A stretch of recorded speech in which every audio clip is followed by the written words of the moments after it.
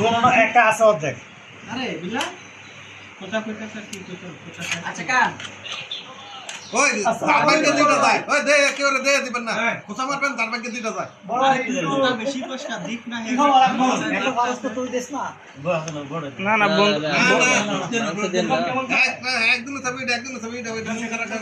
সব বন্ধু হাসানের জন্য স্যার 100%, বাকিদের কথা বাদ দেন।